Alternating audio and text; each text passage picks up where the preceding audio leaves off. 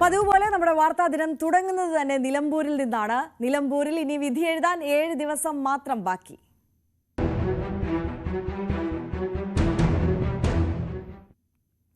അപ്പോൾ നിലമ്പൂർ ഷോയുമായി അവിടെ നിന്ന് അപർണ കുറുപ്പും CV അനുമോദും VV അരുണും റെഡിയായി നിൽക്കുകയാണ്. നമുക്ക് സമയം കളയാതെ അവരുടെ അടുത്തേക്ക് തന്നെ പോകാം.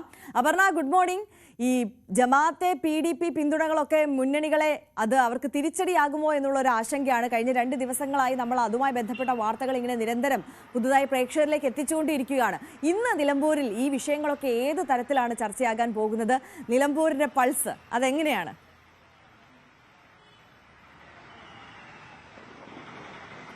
Good morning Arya. നമ്മൾ നിലമ്പൂരിൽ നിന്ന് ഇന്ന് രാവിലെ തുടങ്ങുമ്പോൾ ഈ രണ്ടാം ലാപ്പിലേക്ക്, രണ്ടാം ഘട്ടത്തിലേക്ക്, അല്ലെങ്കിൽ അതൊരു അവസാന ലാപ്പ് തന്നെയാണ്, അത് തന്നെ പറയണം. നിലമ്പൂരിന്റെ പ്രചാരണം അതൊരു പുതിയ ഒരു എന്താ പറയാ, ഒരു സ്റ്റാർ ലെവലിലേക്ക് എത്തുന്നു ഇനി രണ്ടാം ലാപ്പ് എന്നുള്ളതാണ് ഇതിന്റെ പ്രത്യേകത.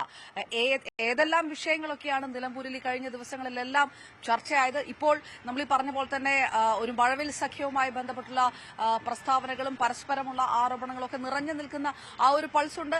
ആ തരത്തിലുള്ള പ്രസ്താവനകൾ കഴിഞ്ഞ മണിക്കൂറുകൾ പോലും ഉണ്ടായിട്ടുമുണ്ട്. പക്ഷേ അതിനേക്കാളെല്ലാം അപ്പുറത്തേക്ക് നാളെ മുതൽ ഒരു പുതിയ ഘട്ടത്തിലേക്ക് കടക്കുന്നു നിലമ്പൂർ എന്നുള്ളതാണ് ഇതിന്റെ രണ്ടാം ഘട്ടം.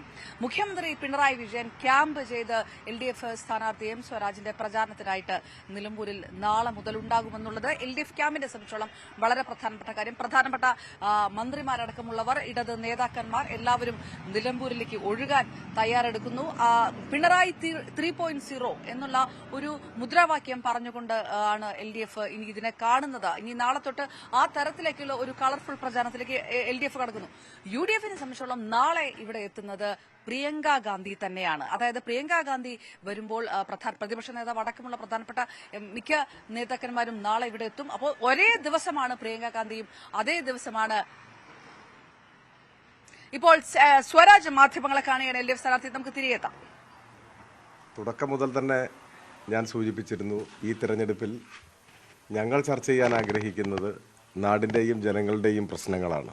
വികസന കാര്യങ്ങളും വികസന സാധ്യതകളും അതുപോലെ തന്നെ സർക്കാർ നടപ്പിലാക്കാൻ ശ്രമിക്കുന്ന പദ്ധതികളെ സംബന്ധിച്ച് ഇങ്ങനെയൊക്കെയുള്ള കാര്യങ്ങളാണ് ഞങ്ങൾ ചർച്ച ചെയ്യാൻ ശ്രമിച്ചിരുന്നത്.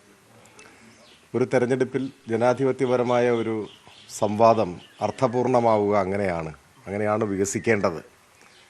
എന്നാൽ വിവാദങ്ങൾ ഉയർത്തിക്കൊണ്ടുവരാനുള്ള ശ്രമം നല്ലതുപോലെ പല ഭാഗത്തുനിന്നും ഉണ്ടായിരുന്നു. അതൊന്നും പക്ഷേ ഞങ്ങളെ അങ്ങനെ ബാധിച്ചിട്ടില്ല. ഞങ്ങൾ ജനങ്ങളുമായി സംവദിച്ചത് മുൻപ് പറഞ്ഞ കാര്യങ്ങൾ തന്നെയാണ്. അപ്പോൾ നിങ്ങൾ സ്ഥാനാർത്ഥി പര്യടന പരിപാടികളിലൊക്കെ വന്നിട്ടുള്ളവർക്കറിയാം, ഏതെങ്കിലും തരത്തിലുള്ള വിവാദ പ്രസ്താവനകളോ വ്യക്തിപരമായ അധിക്ഷേപങ്ങളോ ആരോപണങ്ങളോ ഞങ്ങളുടെ ഭാഗത്തുനിന്നും ഉണ്ടായിട്ടേയില്ല.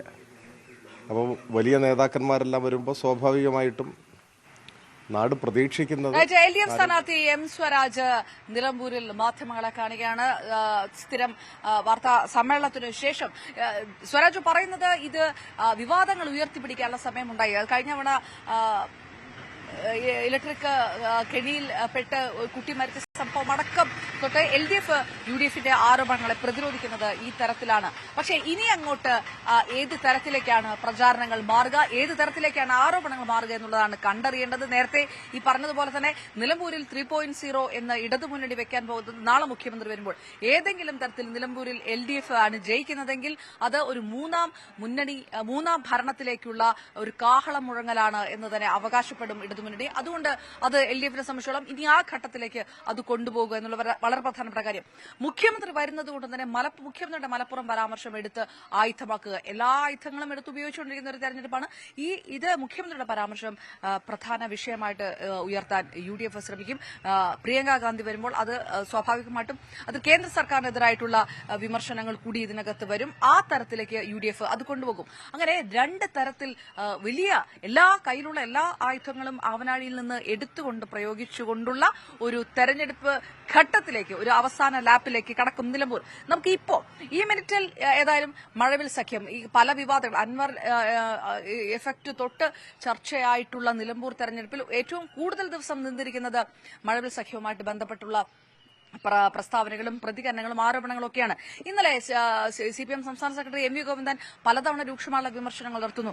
ഇന്നലെ അദ്ദേഹം നമ്മളോട് തന്നെ പ്രതികരിച്ചിരിക്കുന്നത് കത്തോലിക്ക കോൺഗ്രസിന്റെ വിമർശനവുമായിട്ട് ബന്ധപ്പെട്ട് കത്തോലിക്ക കോൺഗ്രസ് UDF-നെതിരെ ശക്തമായ നിലപാടെടുത്തിരിക്കുമ്പോൾ ഇതൊരു തുടക്കം മാത്രമാണ്.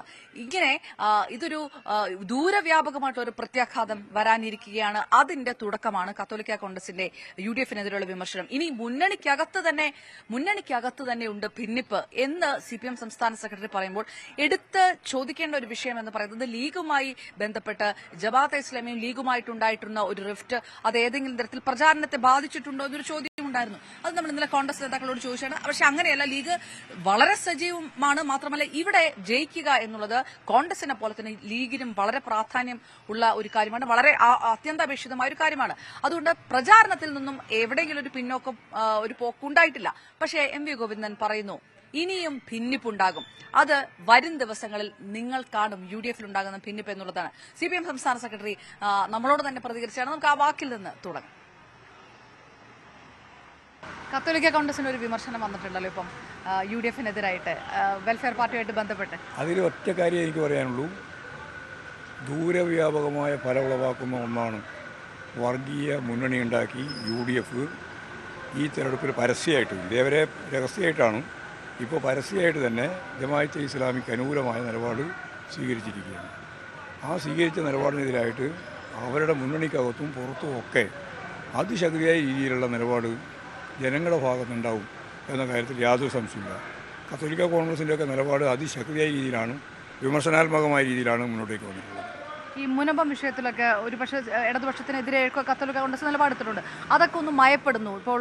അങ്ങനെ ഒരു ഞങ്ങൾ മുനമ്പ് പ്രശ്നത്തിൽ ഉൾപ്പെടെ അവിടെ താമസിച്ചുകൊണ്ടിരിക്കുന്ന ഒരു മനുഷ്യനെയും ഒഴിവാക്കാൻ പാടില്ല എന്ന് ആദ്യ ദിവസം പറഞ്ഞ ഒരാളാണ് ഞാൻ. ഒരാളെയും ഒഴിവാക്കുന്ന പ്രശ്നമില്ല. ഗവൺമെൻറ്റും അതിൽ ഉറച്ചു നിൽക്കുകയാണ്, CPIM ഉറച്ചു നിലപാടിലാണ്. അതെ, നമുക്ക് CV അനുമോദിലേക്ക് പോകാം. CV അനുമോദ് ഇന്നലെ കത്തോലിക്ക കോൺഗ്രസുമായിട്ട് ബന്ധപ്പെട്ട പ്രതികരണം എടുക്കുക കൂടി ചെയ്തതാണ്. അനുമോദ്, കത്തോലിക്ക കോൺഗ്രസ് ഈ വിഷയത്തിനകത്ത് ഏതെങ്കിലും തരത്തിലുള്ള ഒരു മയപ്പെട്ട ഒരു പരാമർശമല്ല നടത്തിയിരിക്കുന്നത്. ആ പരാമർശം UDF-നകത്ത് ഇനി ഉണ്ടാകാൻ പോകുന്ന ഒരു പൊട്ടിത്തെറിയുടെ സൂചന മാത്രമാണെന്ന് CPM സംസ്ഥാന സെക്രട്ടറി പറയുന്നത്. അദ്ദേഹം ഒരു മുഴ മുന്നേ എറിയുന്നതാണോ രാഷ്ട്രീയപരമായിട്ടെന്നൊരു ചോദ്യം അവിടെ നിൽക്കട്ടെ. പക്ഷേ UDF-നകത്ത് ചില ഭിന്നതകൾ ഇതുമായി ബന്ധപ്പെട്ടില്ലേ? ജമാഅത്തെ ഇസ്ലാമി ബന്ധവുമായി ബന്ധപ്പെട്ട് UDF-നകത്തുള്ള ഭിന്നത, ലീഗ് പോലും ഇത്തരം പഴയ പല കാര്യങ്ങളും ചർച്ച ചെയ്യപ്പെടാൻ ഇഷ്ടപ്പെടുന്നില്ല, കോൺഗ്രസിന്റെ തീരുമാനത്തിനൊപ്പം നിൽക്കുന്നു എന്ന തരത്തിലുള്ള വ്യാഖ്യാനങ്ങളൊക്കെയാണ് വരുന്നത്.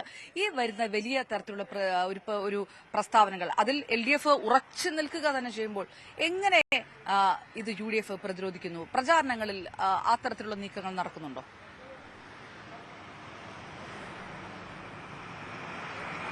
അപർണ, UDF-ന് ഈ വെൽഫെയർ പാർട്ടി ശക്തി പ്രഖ്യാപനത്തിന് പിന്നാലെ തന്നെ സമസ്തയുടെ ഭാഗത്തു നിന്നും ഒരു തിരിച്ചടി നീക്കം ഉണ്ടായിട്ടുണ്ട്. അവരത് പരസ്യമായിട്ട് തന്നെ പറയുകയും ചെയ്തിട്ടുണ്ട്. അതിന് പിന്നാലെയാണ് കത്തോലിക്ക കോൺഗ്രസും ഇതേ നിലപാട് സ്വീകരിച്ചിരിക്കുന്നത്.